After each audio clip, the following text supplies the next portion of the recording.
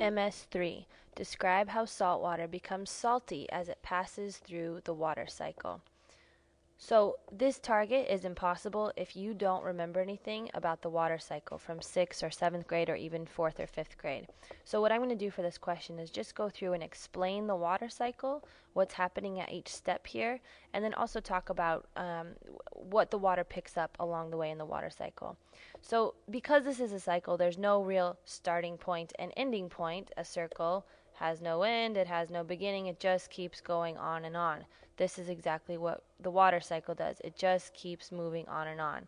I can pick a point to start from, and so I'll start with what happens at the ocean and at lakes. Really, any body of water. It could be a puddle on the ground. It could be part of a river. It could be the ocean. All of that water, when the sun's energy hits it, so I have the sun, my lovely sun, always providing solar energy. The sun hits it, and that water starts to evaporate. Okay? When water evaporates, because it's less dense than the air that's surrounding it, the water evaporates, it rises up into the sky. It cools off again higher in the atmosphere and condenses into what we see a lot in Seattle, and that's clouds.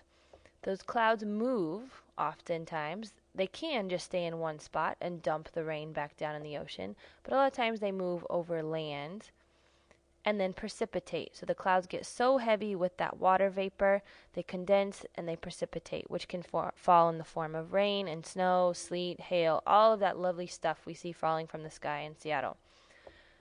The precipitation hits the ground.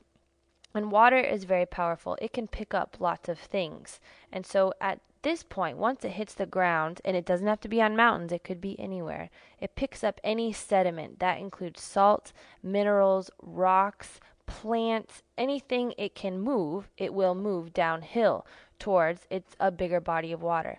So at this point, this is usually where minerals and salt, things like that, get picked up. They get picked up, dissolved, and run into the lake in this particular picture.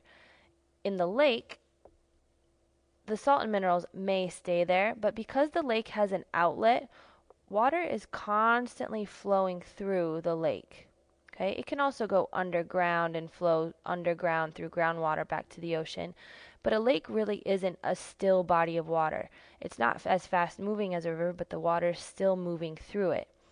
And so, all of that stuff that got picked up through the process of surface runoff ends up in the ocean.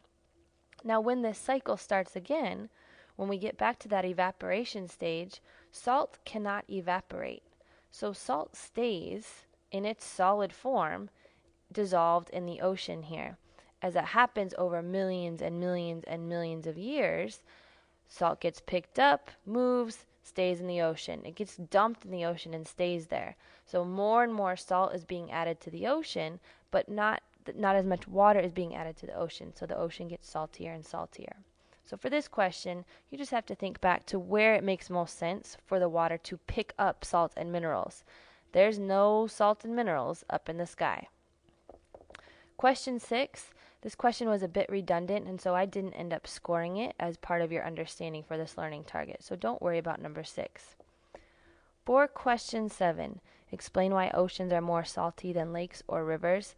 Again, think about that flow of water and think about where the salt gets dumped and where it can still move through. The flow of water and whether or not the body of water has an outlet has something to do with how salty it is. Okay? One thing you could look up is the Great Salt Lake in Utah.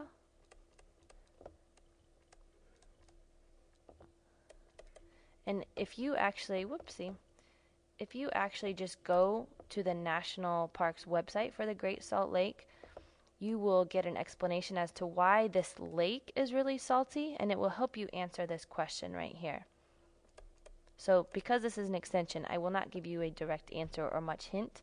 I would just look up the Great Salt Lake, and I'd also think about whether or not oceans have an outlet the same way that lakes and rivers do.